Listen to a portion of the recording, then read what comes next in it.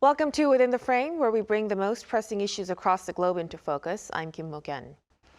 In the final televised debate before the presidential election, four major candidates faced off in their most pressing issues in politics, diplomacy, and national security. On May 27th, the stage was set for a revealing confrontation. The Democratic Party's Lee Jae-myung emphasized diplomacy and engagement, pledging to restore the September 19 military agreement while pursuing balanced ties with the U.S., China, and Russia. The People Power Party's Kim Moon-soo countered with a hardline agenda calling for the deployment of tactical nuclear weapons and a NATO-style nuclear sharing deal. The Reform Party's Lee Jun-seok proposed a sweeping reorganization of government, merging the unification and foreign ministries under a new security deputy prime minister. The Democratic Labor Party's Kwon Young-guk pledged to abolish the military's counterintelligence command and restart peace talks. So as candidates clashed over North Korea alliance costs and wartime control, the debate laid bare a stark divide, offering voters a critical lens into each party's vision for the Republic of Korea's security and sovereignty. To delve deeper into the candidates' policies on the Korean Peninsula, today we are invited by Ko Myung-hyun, Senior Research Fellow at the Institute for National Security Strategy, here into the studio with us. Welcome. Good evening. And also joining us online is Christophe Godin, Professor of Political Science at Kookmin University. Good to see you. Thanks for having me. Good evening.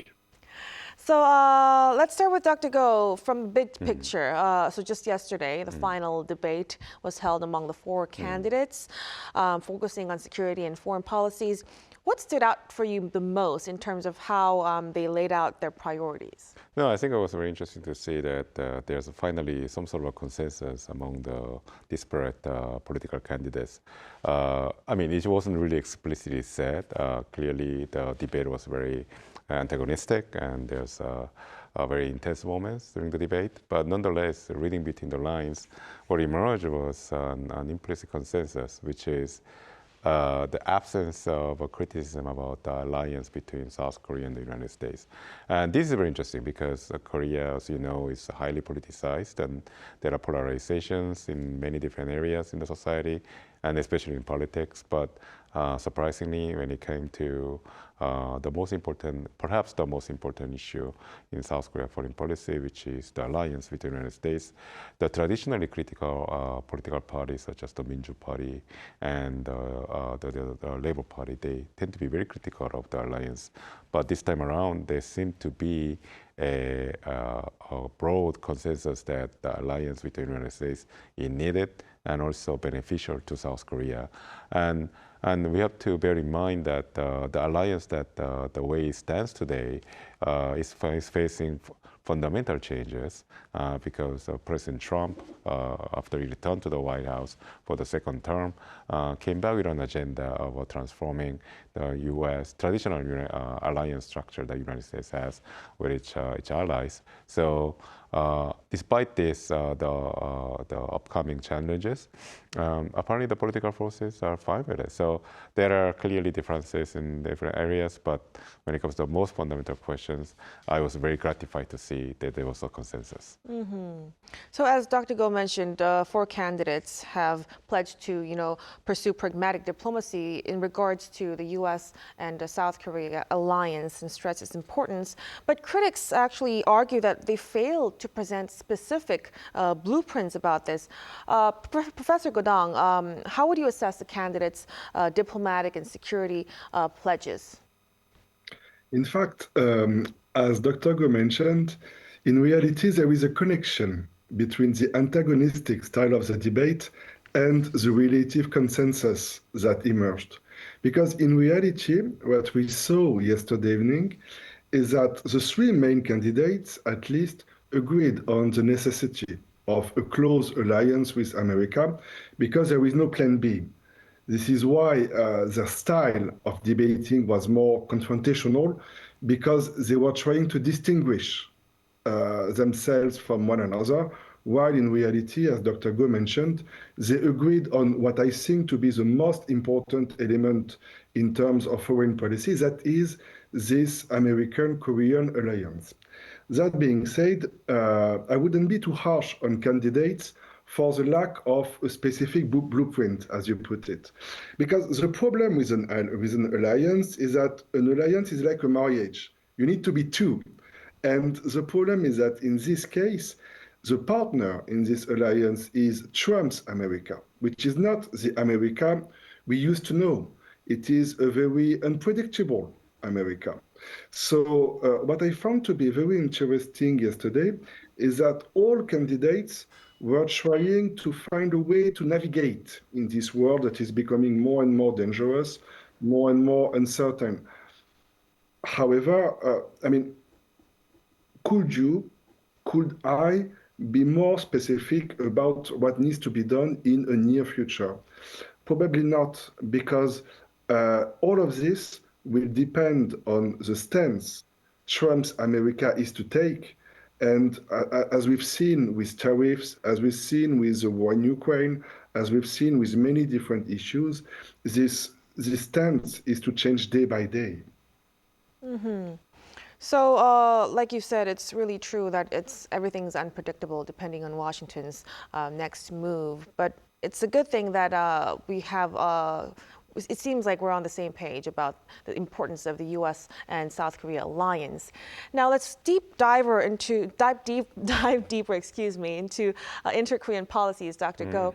The candidates showed different views on North Korea's denuclearization and ways to restore inter-Korean relations. And Democratic Party candidate Lee Jae-myung emphasized reviving September 19th military agreement as part of reinitiating the denuclearization process.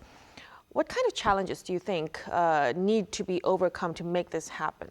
Well, the biggest change is that, or the challenge, I would say, is that the North Korea today in 2025 is quite different from North Korea that signed this comprehensive military agreement back in 2010. North Korea back then was still a nuclear power, was armed with nuclear capability. But in 2025, it's even more advanced in terms of its missile and nuclear capability. In addition to that, North Korea has international prestige that didn't enjoy back then. North Korea is currently allied with Russia. In a way, it's getting key weapons technology from Russia, which is empowering North Korea even more. So in that sense, North Korea is not a position to require restoring this military alliance with South Korea. And also, North Korea has imposed the so-called two-state policy towards South Korea, meaning that two Koreas are no longer enjoying special relations with each other. The inter-Korean relation is out. So I think North Korea will have to be approached differently.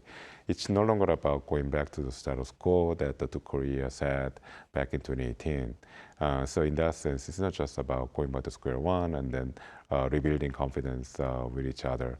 So whoever wants to jumpstart the inter-Korean engagement will have to come up with a brand new framework.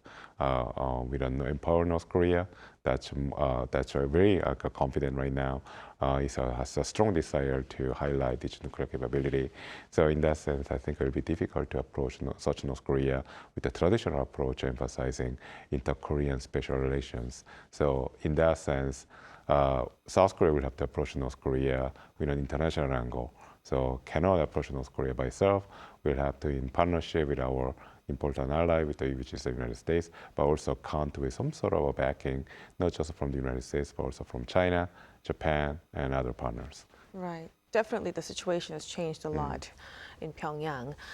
Now, building on this, People Power Party candidate Kim Moon-soo stressed a principled North Korea policy based on preconditions for denuclearization. He even suggested reviewing the redeployment of tactical nuclear weapons or adopting NATO-style nuclear sharing policy to strengthen deterrence. And this became a major point of contention, of course, with the Democratic Party's Lee Jae-myung. Professor Go-dang, what is your assessment of Kim's suggested policy? Is it realistic? I think it is paradoxical to cite NATO as an example, when, as we all know, NATO itself is collapsing slowly. The problem with this comparison between the Korean Peninsula and NATO, I think there are two issues. First, the NATO is a much more balanced alliance because it needs to be reminded that in this NATO alliance, you've got other nuclear powers. You've got France, you've got the UK. And so what we see now is that as the US is becoming more and more demanding to provide less and less safety as time goes by, there is a possibility for European powers to step back. In the case of Korea, Korea doesn't really have a plan B. So what I think Kim Moon-soo is proposing is this NATO-style engagement is a way to sugarcoat it. What Kim Moon-soo is proposing is a closer alliance with America at any cost, including more funding from Korea. Also, Korea is also devoting a lot of its GDP to defense. Korea is devoting about 3% of its GDP to defense, which is huge. What Kim Moon-soo is explaining is relatively simple. He wants to advocate a hardline approach on North Korea, which is typical of conservatives in Korea.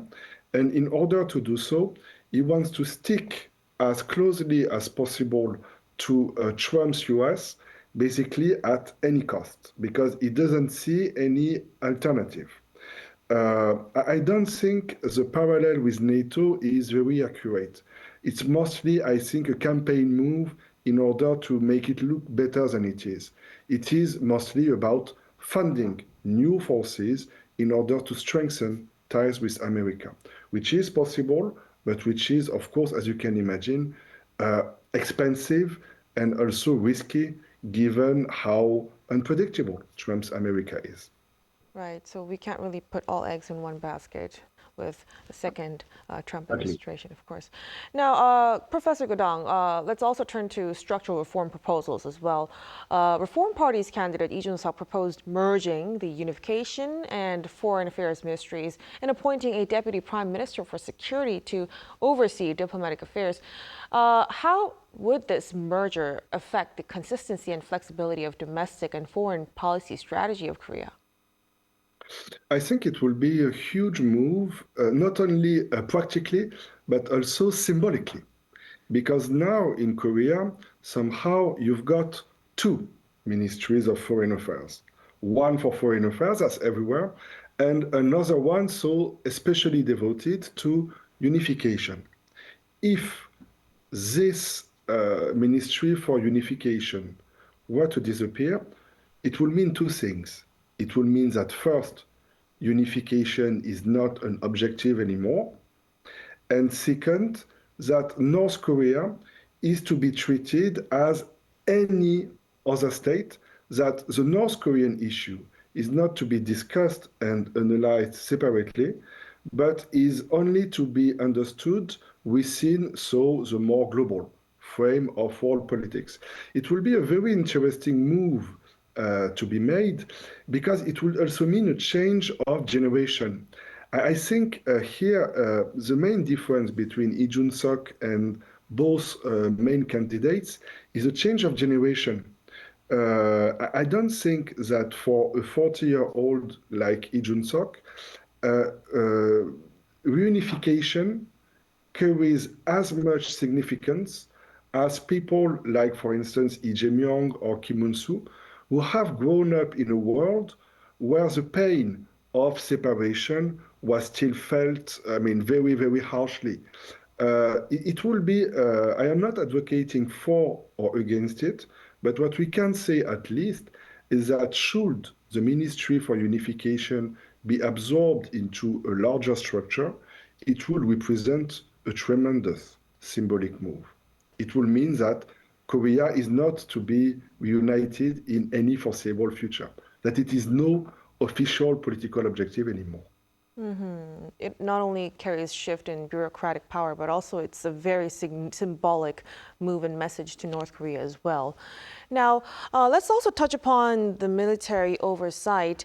Democratic Labor Party candidate Kwon Young-guk, who pledged to restart the whole peace process, proposed abolishing the Defense Counterintelligence Command, citing its involvement in the martial law controversy with former President Yoon Suk-yeol. Dr. Go, what's your opinion on the pledge to abolish the DCIC?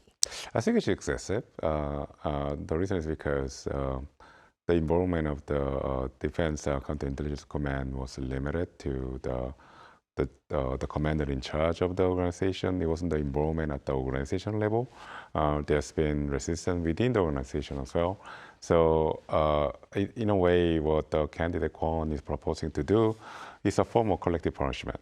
And it's going to eliminate a very essential function that's actually becoming even more important now that the threat of intelligence operations is becoming much more, I would say, complex, sophisticated, especially because now our adversaries are leveraging the power of cyberspace to obtain information, but also to spread disinformation that actually causes the South Korean government, or at least the military, to shift focus from the important elements and also waste resources in that regard.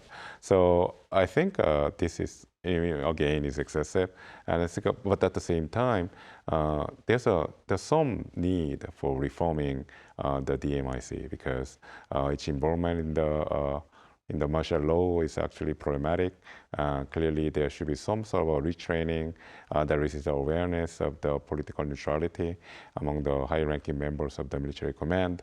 But then this is not so much about restructuring or reform, but by re-education, refreshing of, also increasing the awareness of political neutrality among the military high command. So in that sense, I think there are better, more constructive measures that could stabilize the situation, also forestall future potential malicious intervention by the military without going to the extent of eliminating a very important branch of the military command.